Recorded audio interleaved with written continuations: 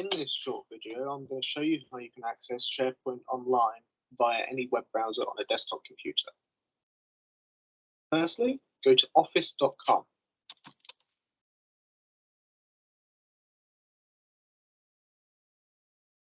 Now you will see the two buttons. There's one that says Sign in Office and one that says Get Office. Click the Sign in button. Then enter your credentials, which are supplied by myself. These will end in at gyaf.org.uk.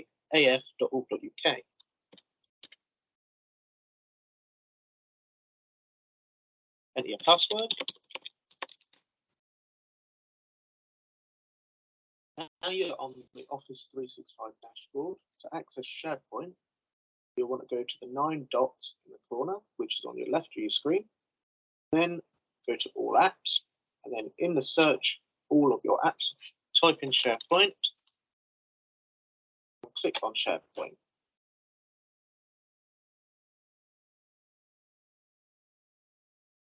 When SharePoint loads, you should have the option to just go straight to the portal, which for some reason is taking longer than necessary. Otherwise, you can just get rid of the /layouts15 SharePoint on the website link and go directly to it. Either way, you will get took to the GYAF staff portal. Now here you will notice that you have two sections.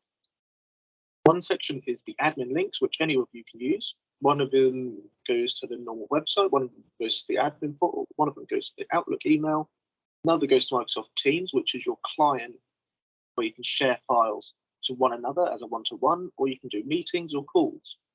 Then the other one is the IT finance tracker, and the other one is the branding files, such as the logos.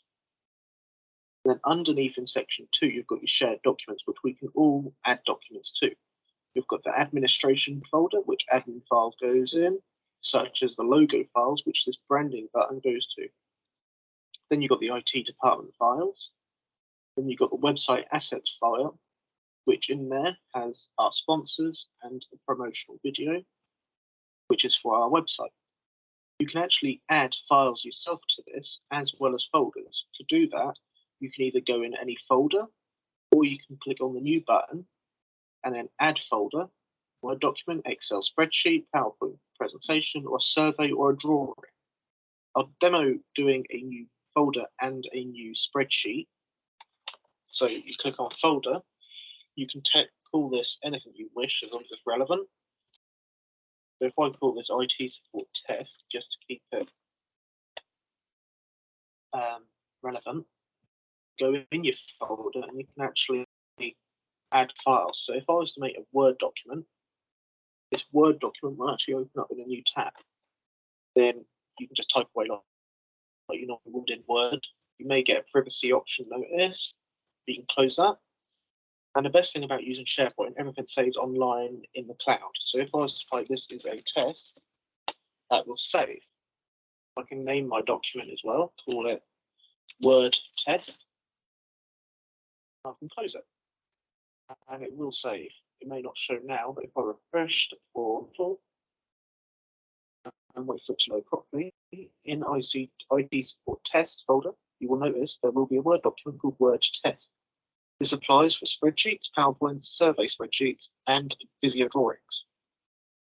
You can also delete your files by simply clicking on the blue dot there, click delete, and delete again to confirm it.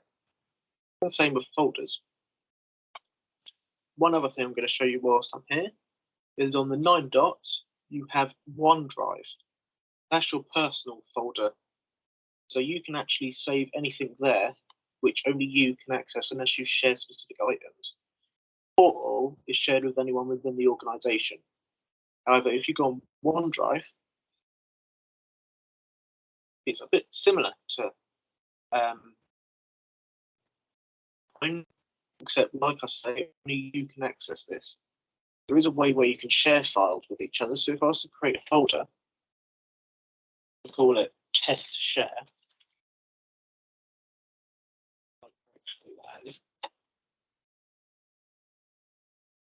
Then it will show up. And at the moment, It says it's private because it's not shared with anyone. If I want to share it, I can actually click on there, the little share button there. I can type in whoever I want to share it with. So if I do it with my main account, and then it'll have my name pop up or whoever you want to share it with. Here you can set permissions. So if you want the person to be able to edit anything in the folder or in the file, you select can edit. By default, that is what is picked. If you want them to be able to view the files but not edit, you can click can view.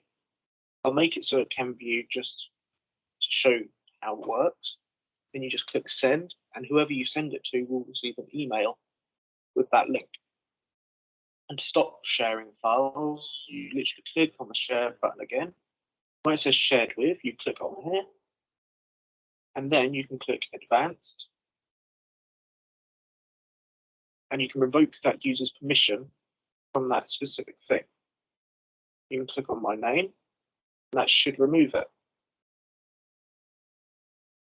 But that's about it for this guide. If you need anything else, just email itsupport@gyaf.org.uk.